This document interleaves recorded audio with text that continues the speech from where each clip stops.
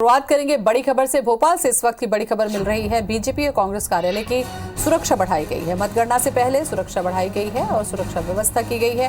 BJP Congress कार्यालय में की गई है बैरिकेडिंग, मुख्य मार्गों में भी बैरिकेडिंग की गई है। तो मतगणना से पहले सुरक्षा बढ़ा दी गई है। बड़ी खबर इस वक्त भोपाल से।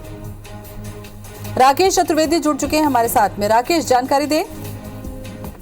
देखिए, चाहे बीजेपी प्रदेश मुख्यालय की कांग्रेस प्रदेश मुख्यालय की, दोनों ही कार्यालयों में भारी संख्या में बैरिकेडिंग की गई है।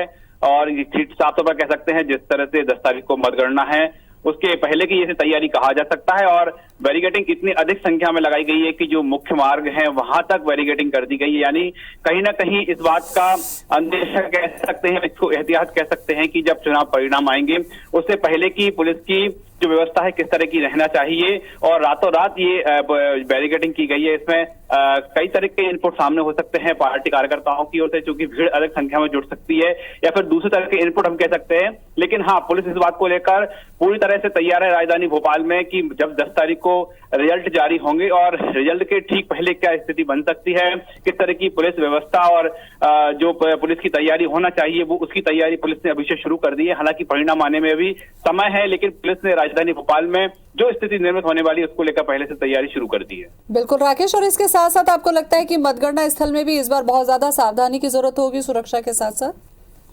देखिए, बिल्कुल जिस तरह से चुनाव आयोग के निर्देश हैं, जो शिकायतें हुई हैं उसके आधार पर, चाहे हम मतदान की बात करें वहां भी जो काफी अधिक सतर्कता बरती गई थी। लेकिन इस बार हम बात करें जब परिणाम आएंगे तो उसके बाद की जिस तरह से कल मतदान के दौरान बाकायदा कई घटनाएं हुई हैं, फायरिंग हुई हैं सरेआम, उसके तौर पर कह सकते हैं कि खास तौर पर ग्वालियर चंबल जो इलाके के जिले हैं उन जिलों में जो पुख्ता व्यवस्था करना होगी और व्यवस्था इस तरह से करना होगी कि वहां पर प्रत्याशी और चुनिंदा नेताओं के अलावा किसी को जो है इकट्ठा नहीं होने दिया जाए। खासतौर पर शहर में भी पुलिस को निगरानी रखना पड़ेगी। तो साफ तौर पर कह सकते हैं कि इस बार जिस तरह की स्थिति बनी हुई है, मतदान के दौरान जो स्थिति निर्मित हुई उसके आधार पर जो पुलिस को एक व्यवस्था करना होगी। लेकिन हाँ, हम कह सकते हैं कि पुलिस की तैयारी किस तरह से है राजधानी भोपाल से इसका आकलन कर सकते हैं, जहां पर कि किसी तरह की मतगणना नहीं होना, लेकिन पार्टी कार्यालयों की सुरक्षा को लेकर पुलिस किस तरह से मुस्तैद है इसका अंदाजा लगाया जा सकता है कि निश्चित तौर पर जब मतगणना होगी और मतगणना के बाद तमाम ऐसे जिले जो कि सेंसिटिव जोन में आते हैं, जो कि चंबल इलाके के जिले कहे जाते हैं, जहां पर